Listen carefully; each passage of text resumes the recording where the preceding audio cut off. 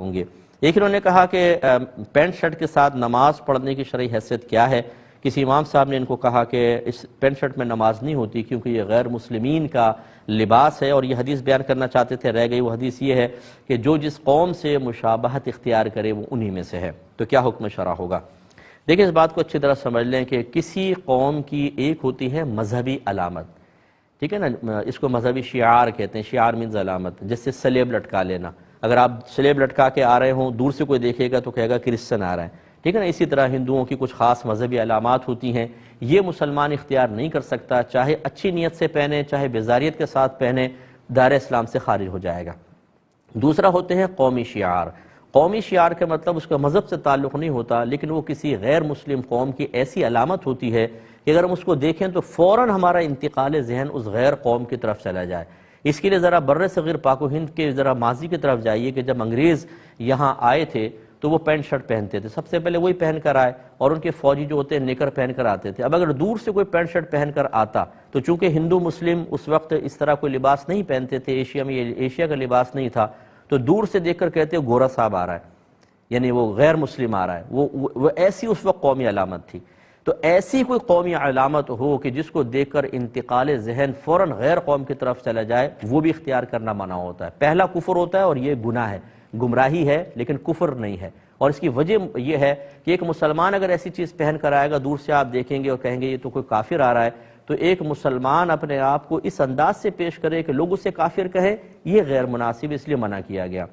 اب آ جائیں تیسری چیز کی طرف۔ اگر کسی قوم غیر قوم کی کوئی چیز تھی لیکن وہ مسلمانوں میں بہت زیادہ عام ہو چکی ہے، بہت زیادہ عام ہو چکی ہے، اور اب اگر کوئی اس چیز کو اختیار کر کے آ رہا ہو تو اس مسلمان کے لیے کافر ہونے کی بدگمانی پیدا نہیں ہوگی، تو یاد رکھیں پھر وہ جائز ہو جاتی ہے۔ اسی میں دیکھیں پینٹ شرٹ بھی ہے، آپ کا ٹیبل کرسی کا یوز ہے، آپ کا ٹیبل کرسی پر بیٹھ کے کھانا کھانا ہے، آپ کے چمچے کانٹے استعمال کرنا، اس طرح ٹوتھ برش استعمال کرنا، یہ تمام چیزیں وہاں سے آئی ہیں، لیکن اب یہ کسی قوم کا قومی شعار نہیں ہے۔ اگر ایک مسلمان ٹیبل کرسی پہ کھا رہا ہے تو کہ آپ دور سے دیکھ کر کہیں گے یہ کافر بیٹھا ہوا ہے؟ یقینی سی بات ہے نہیں۔ تو جب کوئی مسلمانوں میں ایسی چیز عام ہو جائے کہ اب کسی غیر قوم کا قومی شعار نہ رہے، تو یاد رکھیں وہ کم از کم مباح ہے، یعنی نہ گناہ نہ ثواب۔ بس اب اس میں یہ ضرور ہے کہ اتنی ٹائٹ پینٹ شرٹ پہننا کہ اس میں اعضاء ستر بہت زیادہ نمایاں ہوں، اس کو اس وجہ سے منع کیا جائے گا۔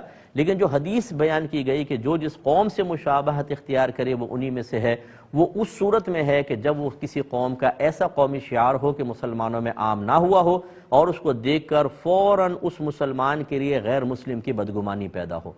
اب اس کے بعد جواب بالکل واضح ہے کہ اگر کوئی پینٹ شرٹ پہن کے نماز پڑھ رہا ہے، اگر ٹائٹ پینٹ بھی پہنی ہوئی ہے تو زیادہ سے زیادہ پینٹ پہننا مکروہ کہلائے گا، لیکن نماز تو اس میں جائز ہے۔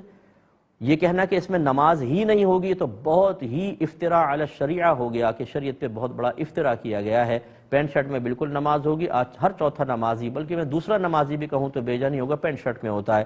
ہمارے نوجوان ہیں، آفیسز کے اندر پہنے جاتا ہے تو اس میں، اور ہمارے فوجی ہوتے ہیں، کوئی اس میں حرج نہیں ہے۔ امام صاحب نے جو کہا وہ مناسب نہیں تھا، اس میں تھوڑا سا کلام مزید کریں گے لیکن مختصر سے بریک کے بعد۔ بسم اللہ الرحمن الرحیم۔ تو اب گزارش یہ ہے کہ جن امام صاحب نے ایسا بیان کیا، اگر وہ آپ سن رہے ہوں تو، اور بلکہ ہر ایک کے لیے ہماری گزارش یہ ہے کہ جب تک مسئلہ مکمل طور پہ معلوم نہ ہو، اس طرح فتویٰ نویسی کرنا جائز نہیں ہوگا۔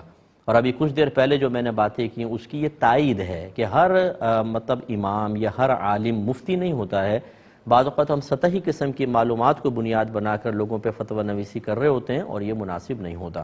یہ تو ہے ان کے لیے۔ باقی جو مقتدی صاحب نے آپ نے سنا ہے، جو بھی بھائی نے کویسچن کیا ہے، دیکھیں اس طریقے سے اگر آپ اب یوں کریں گے کہ آپ اس کو، میرے اس کلپ کو نکال کر اور امام صاحب کو سنائیں گے اور پورے محلے کے اندر سنا کر امام صاحب کے لیے ذلت کا سامان کرنے کی کوشش کریں گے، یہ بھی غیر مناسب چیز ہے۔ ہم بعض اوقات اگر کوئی امام صاحب ہمیں سمجھانے لگیں، کچھ کریں، تو ہم غصے میں آ جاتے ہیں اور ہم کہتے ہیں کہ اب میں ان کو چھوڑوں گا نہیں۔ پھر ہم جاتے ہیں کسی اور عالم سے، اس سے فتویٰ لا کر ان کے خلاف فتنہ پھیلا دیتے ہیں۔ آپ ایسا ہرگز نہیں کریں گے۔ جو بھائی مجھے سن رہے، میرا حسن ظن ہے آپ کے ساتھ، آپ تنہائی میں جا کے پیار محبت سے گزارش کرنا چاہیں تو کر سکتے ہیں، اور نہ کرنا چاہیں تو آرام سے آپ نمازیں پڑھیں، بس کچھ بھی نہیں۔ لیکن یوں نہ کیجیے گا کہ آپ خدا نہ خواستہ وہاں فتنہ اٹھا دیں۔ آپ انہیں پیار محبت سے ضرور یہ مسئلہ بتانا چاہیں تو بتائیے، اور ہونا بھی چاہیے۔ اگر ایک امام ہی ممبر پہ بیٹھ کر یا اپنے مقتدیوں کے درمیان غلط مسئلہ بیان کرے تو یقینی سی بات ہے کہ میں نے پہلے آپ کو کہا کہ غلط مسئلہ بیان کرنا بہت بڑا گناہ کبیرہ ہوتا ہے، اور یہ کہنا کہ نماز ہی نہیں ہوگی، اس کا مطلب جتنے پینٹ شرٹ میں نماز پڑھ رہے ہیں، نہ فوجیوں کی ہماری نمازیں ہو رہی ہیں، نہ ہمارے آفس میں نمازیں ہو رہی ہیں، نہ جو اسکول کالج میں بچے نمازیں پڑھ رہے ہیں ان سب کی نمازیں نہیں ہو رہی. سوچنا چاہیے کہ ہم کیا بول رہے ہیں، اس کے نتائج کیا نکلیں گے. ایسا نہیں کرنا چاہیے. تو بہرحال جانبین سے تھوڑا سا ٹھنڈے دماغ کے ساتھ اس مسئلے کو حل کریں.